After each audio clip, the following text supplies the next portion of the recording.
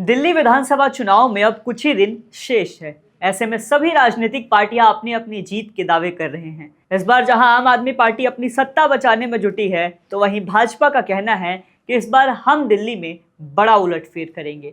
इस बीच भाजपा सांसद मनोज तिवारी ने एक बड़ा दावा किया है। सब बताएंगे, लेकिन उससे पहले आप द हिंदी टॉप को सब्सक्राइब करके बेल आइकन दबाना ना भूलें, ताकि आप तक पहुंचे हर खबर सबसे पहले। बताते चले कि दिल्ली की राजनीति में मुस्लिम बहुल सीटें बेहद अहम भूमिका निभाती रही हैं। इन सीटों पर दावा करते हुए मनोज तिवारी ने कहा कि मुस्लिम सीटों पर भाजपा की जीत किसी को चौंकाएगी नहीं, लेकिन अब धर्म और जाति के ऊपर उठकर विकास के मुद्दों पर वोट देने लगे हैं लोग। ये बदलाव प्रधानमंत्री मोदी की गारंटी और उनकी योजनाओं की वजह से आया है। साथ ही वो कहते हैं कि अगर हम इस बार दिल्ली की 70 में 70 सीटें जीत लें तो आप आश्चर्य मत कीजिएगा। मनोज तिवारी कहते हैं, दिल्ली के लोग काफी समय से इंतजार में थे कि पीएम मोदी कुछ कहें या उनकी तरफ से गारंटी मिले। अब जब प्रधानमंत्री नरेंद्र मोदी ने कह दिया है, तो उनकी गारंटी का मतलब है कि गारंटी पूरी होने की गारंटी है। पीएम मोदी की गारंटी के बाद अगर हम सारी मुस्लिम सीटें जीत भी लें, तो आपको हैरानी नहीं होनी चाहिए। बता दें कि दिल्ली विधानसभा चुनाव में मुस्लिम वोट बैंक पे सियासी दलों की नजर टिकी हुई है। इस साल के चुनाव में आम आदमी पार्टी ने अपने 5 और कांग्रेस ने 7 मुस्लिम उम्मीदवार चुनावी मैदान में उतारे हैं, जबकि एआईएमआईएम ने 2 सीटों पर प्रत्याशी खड़े किए हैं, मुस्लिम प्रत्याशी खड़े किए हैं।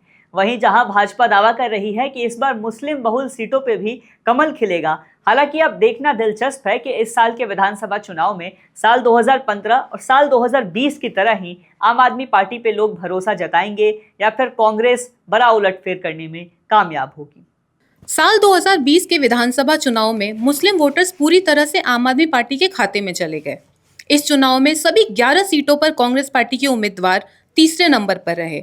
चांदनी चौक, मटिया महल, बल्ली मरन, ओखला, सीमापुरी, सीलमपुर, बाबरपुर सीट आम आदमी पार्टी 20% मार्जिन से जीती। ये सीटें किसी दौर में कांग्रेस की ताकत थी, जबकि साल 2022 में हुए एमसीडी के चुनाव में कांग्रेस 9 सीट जीत पाई, जिसमें से 7 मुस्लिम प्रत्याशियों ने जीत दर्ज की। वहीं अगर बात करें एमसीडी में मुस्लिम बहुल वार्डों की, तो कुल 23 ऐसी सीटों में से आप 9, बीजेपी 8 और कांग्रेस 5 और 1 निर्दलीय को जीत मिली। हालांकि इस बार चुनाव में खुद आम आदमी पार्टी को भी इस बात का आभास है कि उनके हाथों से इस बार मुस्लिम वोट के छूटने के आसार नजर आ रहे हैं।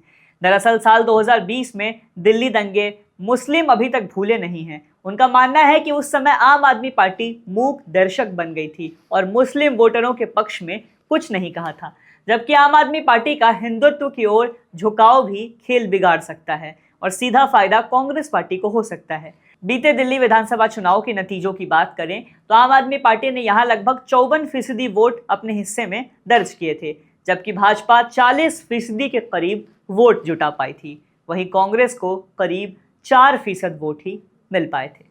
फिलहाल इस खबर में इतना ही। खबर पे अपनी राय कमेंट करें। ऐसी और खबरों के लिए सब्सक्राइब करें द हिंदी टॉप। हम एक्स यानी ट्विटर, फेसबुक और इंस्टाग्राम पर भी फॉलो करें।